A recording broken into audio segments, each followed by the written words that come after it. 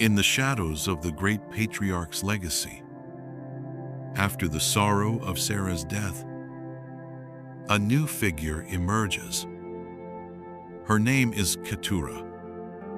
She is not a woman of many words, nor of well-documented deeds.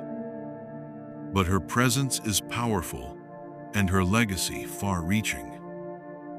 This is her story. Keturah, the hidden wife of Abraham. The story of Abraham is one of faith, promise, and journey. But as the years pass and Sarah, his beloved wife, dies at the age of 127, we are left wondering, what happened in Abraham's later years? Genesis chapter 25 opens with a quiet yet astonishing statement.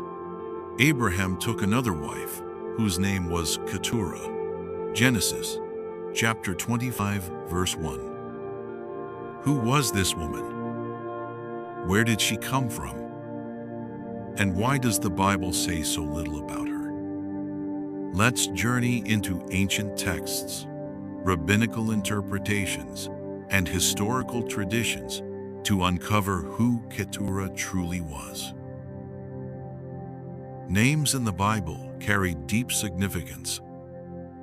The name Keturah is no exception. In Hebrew, Keturah means incense, a substance that releases a sweet aroma when offered up in worship. This hints at the kind of woman she was: pure, devoted, and pleasing in character. Some Jewish traditions even say that her deeds were as fragrant as incense before God.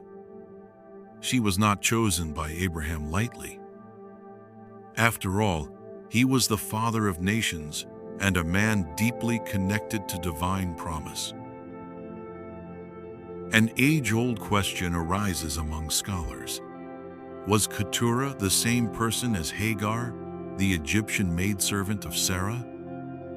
The Jewish historian Josephus believed they were different women. But many rabbinic sources, such as Rashi, claim they were one and the same, suggesting that Abraham reunited with Hagar later in life under a new name, Keturah. Why the name change? Some say it signified her transformation, that she was no longer the outcast concubine, but a renewed woman, rejoined to Abraham in peace and dignity. Whether Keturah and Hagar were the same or two distinct individuals, one thing is clear: Abraham chose Keturah with intention. Genesis chapter 25, verse 2-4 lists Keturah's sons: Zimran, Jokshan, Medan, Midian, Ishbak, and Shua. These names might seem obscure, but they birthed tribes and nations that played roles throughout biblical history. Midian, for instance, is a name that rings a bell. Moses, centuries later, would flee to Midian and marry Zipporah, the daughter of a Midianite priest. Shua is linked to the land of the Shuhites, from which Job's friend Bildad may have descended. And Jokshan's sons, Sheba and Dedan, echo throughout prophetic literature, associated with Arabian trade and influence.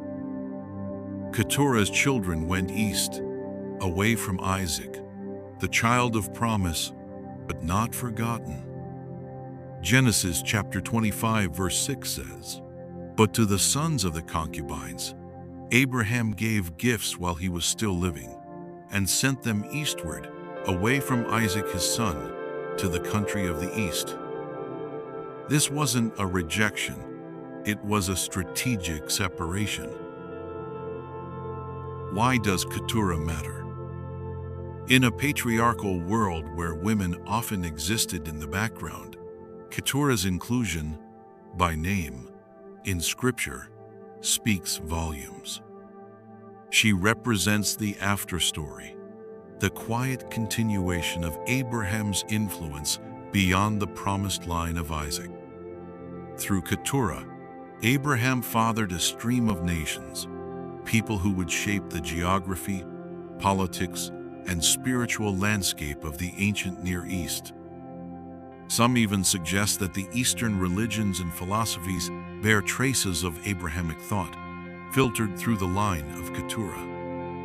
It's a theory both fascinating and humbling. Scripture tells us what we need to know, but not always everything we want to know. Keturah's story leaves much to the imagination. No background, no dialogue, no vivid narrative. But perhaps that's intentional.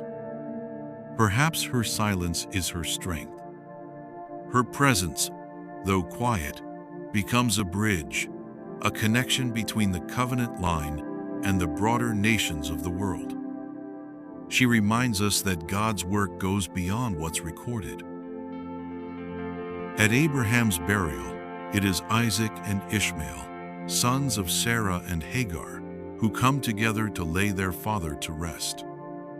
Keturah is not mentioned here, but her sons, her legacy, her presence live on in the nations of the East.